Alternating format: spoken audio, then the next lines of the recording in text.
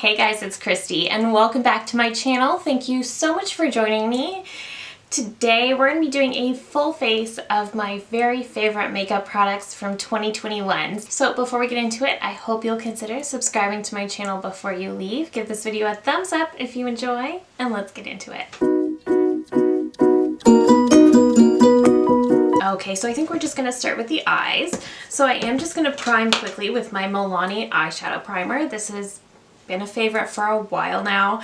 I believe I discovered this last spring and it's my favorite eye primer. I was originally going to use the one that I have in my Project Pan, which is a new series to my channel, but I was originally going to use that, but I like this one so much more. I need a lot less of it as well, so I'm just gonna, this just really blocks any oiliness from coming through on my lids. I have dry skin, but I have really oily eyelids, which to me is a very strange combination. And I'm just gonna set that down with my CoverGirl Clean Fresh powder. This one is in my Project Pan, that's why I'm using this one.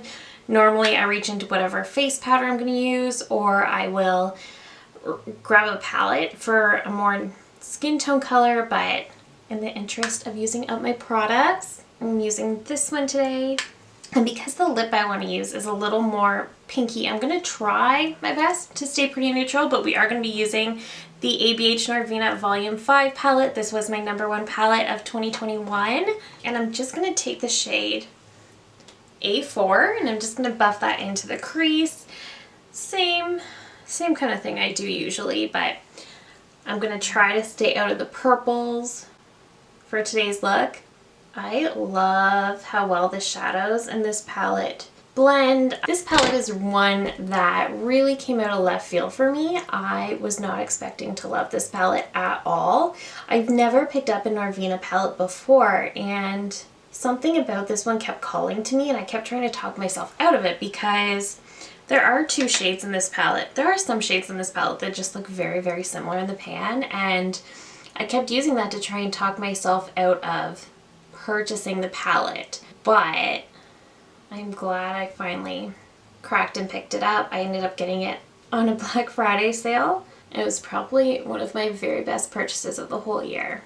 So at some point in December, I actually did a video with a full face of makeup that I just don't really like, giving those products a second chance, and then I realized I hadn't really done that for my favorites. So I figured we would just do that today and plan for a good makeup day.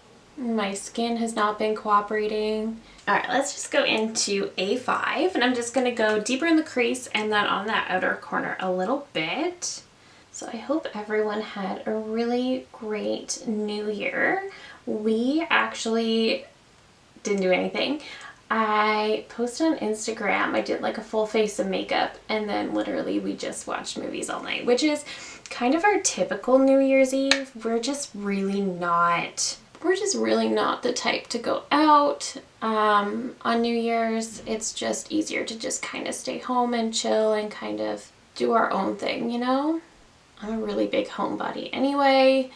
You know what I didn't find that hard to do though, was avoiding at the end of December, and I wasn't even intrigued a little bit. There was a couple things that I ordered that, you know, I kind of needed to stock up in my collection, or just certain things that I was really curious about, but there was nothing where I was like, absolutely 110% need this, I'm gonna buy it, doesn't matter.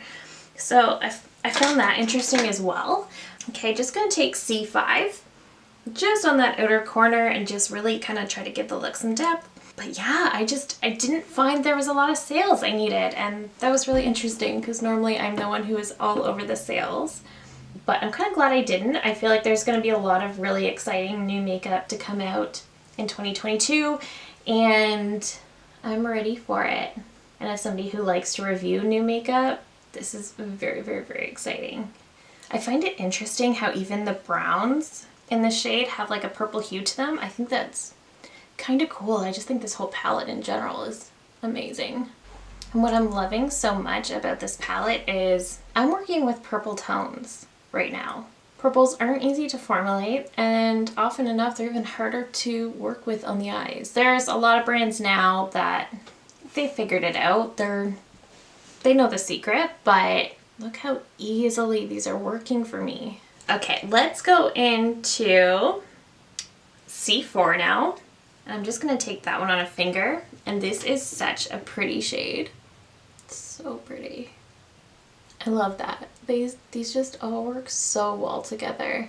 Same thing on the other side. So sometimes you do get a little bit of fallout with these. Not often. These are just good shadows. But one thing I will say is that if you have any concern, always just start with the eyes. It will give you less trouble in the end. I love how that came out. I was a little bit annoyed with myself for going a little more purple than I intended, but I think I'll be fine. I love how that turned out. Okay, let me curl my lashes off camera really quickly, and I'll be right back to go in with that favorite mascara. Alright guys, so I did just put on my mascara off camera. I was going to do it on camera, but I do not have cute mascara face, so I just did it off camera to save you that. I used the Ilia Fullest Volumizing Mascara. This is just my very favorite of the year, and typically I'm the person that tells everybody to steer clear of high-end mascaras. The drugstore can do it better. I haven't found one that does it quite as good as this. That's all I'm saying. This is really, really, really good. It's a clean formula. It was new this year and it's amazing. Like, my lashes look huge. Let's get into the face makeup. So I also didn't have a favorite primer this year, so I did just prime with the Tatcha Liquid Silk Canvas, which is an amazing primer. But my favorite foundation of the year was the Catrice True Skin Hydrating Foundation. This is still a fave if you want medium to full coverage, but you want hydrating, you want a formula that's not going to cling to dry spots and make you look cakey and heavy. This is the perfect foundation. I'm just going to add a little extra primer because I did prime before I did my eyes, before I made up my mind what I was going to do. So I'm just going to take that foundation on my palette. I already dampened my sponge, but you know what? I have been super in love with the Merit foundation sponge, and I've been using it religiously with the foundation stick, but I think I might actually want to try to use it with my Catrice foundation today. So let me just do that. Let's see how this works out. This is just such a nice foundation brush. I find it does such a nice job buffing the product into the skin, helping it blend out really quickly and seamlessly. So it's a dense foundation brush, but it's not nearly as dense as a lot of foundation brushes that I've tried. And oh wow, okay. It does a nice job with this foundation too. And I actually do prefer using a brush for foundation just because, I don't know, it seems less messy to me. But I do kind of flip back and forth because I find I might like a brush for a while and then I get tired of it, or it stops doing as good a job, or it helps my foundation look cakey, which obviously we don't want. But you can get foundation streak marks when you use a brush too, so you do want to be careful with that. Something about this brush blends out the product so seamlessly, but it also gives you a very skin-like finish. Like, your skin looks like skin. It doesn't look like I have a heavy foundation on, which I kind of do, but it doesn't look like it. I'm impressed. Okay. Another nice thing about the brush is that you do use less product because it doesn't kind of eat away at the product like a sponge does. I'm so glad I thought to try this out. I feel like this might be the hidden gem of the brand, you know? My skin looks so good. My goodness.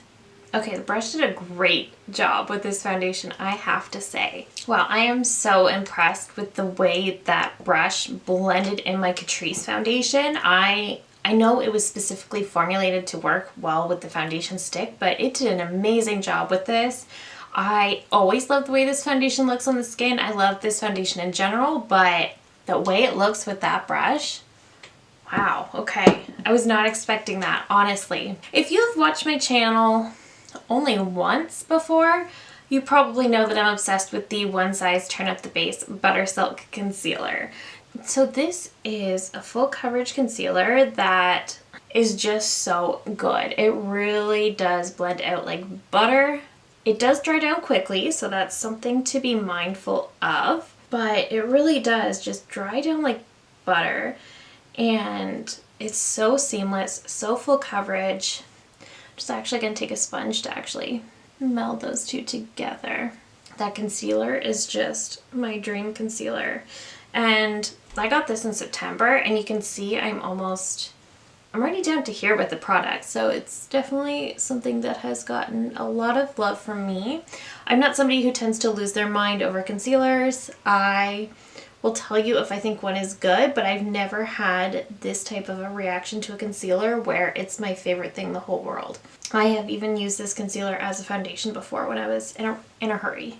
So, I mean, I think that speaks for itself as well. And keep in mind, I have dry skin and dry under eyes. I'm just going to take my sponge for that little area under here. Yeah, I have dry skin and dry under eyes, and this concealer never looks too heavy or cakey, but it gives me so much coverage. I'm just going to add some down here, do a little bit of spot concealing. It's so good. Best concealer of the entire year. At this point, I think it's the best concealer of all time. I feel like this year everybody else was losing their minds over the new ABH concealer. I'm over here losing my mind over the One Size concealer. It's just that good. Okay, going in with my Dior Powder No Powder. This is one I went back and forth on so many times because it's a powder no powder. You literally can't tell that you have powder on except for the fact that your makeup feels less tacky. So I love it for my under eyes. And again, I have to be very careful with what powder I put under my eyes because they are naturally dry, so it doesn't take much to make my under eyes look very heavy and crepey. And I'm just going to take a larger powder brush and just go all over the face. Honestly, if you have dry skin and you've been looking for a powder to really just set everything down, take the tackiness out of your foundation but not actually add any dryness, this is such a good one. Okay, let's do brows really quickly because they are bugging me. I didn't have a favorite brow product, so I'm just going to use the one that's in my project pan, which is the e.l.f. Instant Brow Lift Pencil. So I really do like this brow pencil. There's absolutely nothing wrong with it, except it really doesn't have a fine point, so you really can't get a lot of hair-like strokes, but at the same time, I do have, it's not like I have teeny tiny brows to begin with, so I don't always necessarily need that really. And because it's thick, I find it just fills in the brows really quickly, which I do like because I don't really like doing my brows. I just find brows to be the most boring part of makeup. I love doing makeup. I love doing it all. And I understand the importance of doing brows. I just find them so boring. But that's just me. And I think I might be in the minority. I'm not sure. Let me know down below, what is your least favorite part of your makeup routine? I'm curious. I always like to hear what people don't really like to do. Okay, and then I'm just going to set that down with my NYX Brow Glue. This was my favorite brow gel of the year, but again, that's not really something I shop around for either, so like I swear this gel could hold your brows through a hurricane. But just keep in mind that you can't make a lot of those teeny tiny little strokes with it because it will ball up on you. So you want to be quick and efficient when you're putting it in your brows. Okay, let's grab my favorite bronzer of the year, and that was the LYS No Limits Matte Bronzer in the shade Motivate, which is the lightest one. So this one does pull a little bit warmer, but it's not too warm. There are some that are straight up orange on me. This is not that. This is just a really nice, easy to work with bronzer. It's pigmented, but it's not so pigmented that I have to worry and be super careful. Sometimes I just like to bronze the face, you know? I find this one to be, for comparison's sake, I find this more pigmented than, say, the Physicians Formula Butter Bronzer. And it blends out just as nicely though. I am definitely intrigued to try more from this brand because they released in 2021 and they got quite a lot of attention just for being a clean brand. The aesthetic of the brand is really, really nice. Like they have a lot of that rose gold packaging that we all love, but the price point is fair.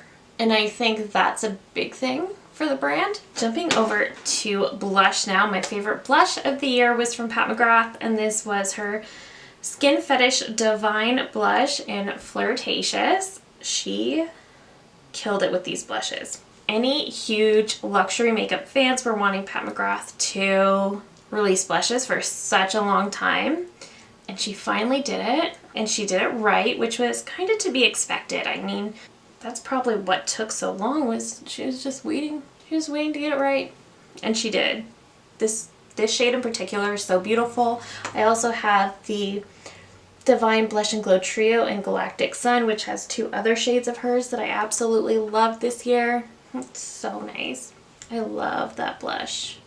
And Fleurtatious is just that perfect, it's like a light pinky nude where it's going to go with everything, but it is pink, so it will give you that kind of natural flush, but it's still pink. Okay, I didn't really have a favorite highlighter of the year, but I am going to go into, I just kind of kept revisiting old favorites, but one that I discovered that I absolutely love is from Charlotte Tilbury. This is in her Instant Look of Love in a palette in Pretty Blushed Beauty, and I've just been using the highlight from this one over and over.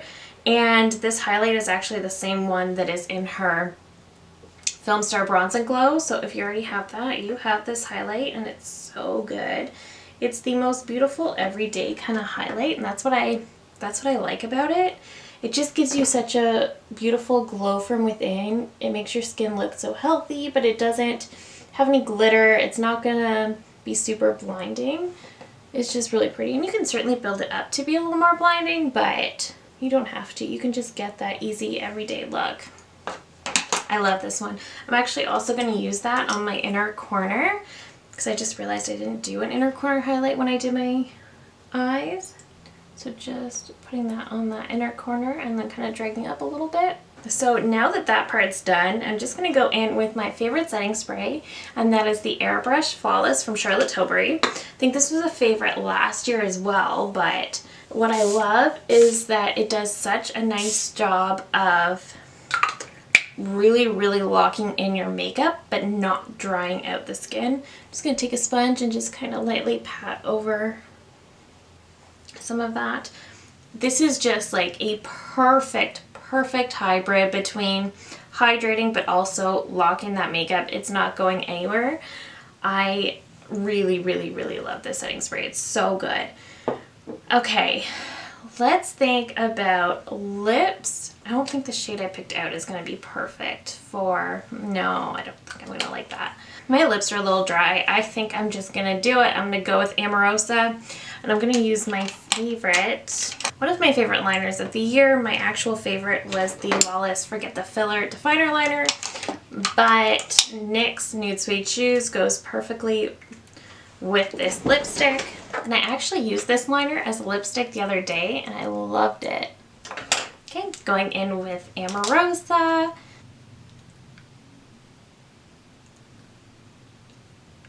Amorosa is such a perfect nudie shade, and it's definitely cool tone, but it ends up going so well with purples and bolder colors on the eyes, which I really love.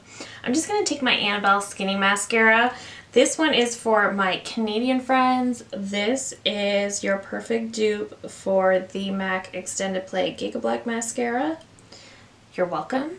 This one is like $8, and it does the exact same thing and lasts just as long, and it doesn't smudge or do anything sketchy. It's just a really, really good mascara. Okay, and I think that is it for today. That is it for the look. I hope you guys enjoyed this look. This was a full face of my very favorite products from 2021. It was a great year for makeup. It was an okay year in general, but it was a great year for makeup. I am definitely thinking we're gonna have some more amazing products in 2022, but I am obviously going to continue to love so hard on these products because these are all so wonderful. But yeah, I hope you enjoyed this video. I hope you enjoyed this look. If there's anything else you want to see from me, please let me know down below. I would love to hear your suggestions and your ideas. So thank you so very much for watching. I appreciate it so much, If you're new here, I hope you'll consider subscribing before you go. I do upload at least 3 new videos every single week. And that is it for me today. Thank you again so very much for watching, and I will see you in my next one. Bye!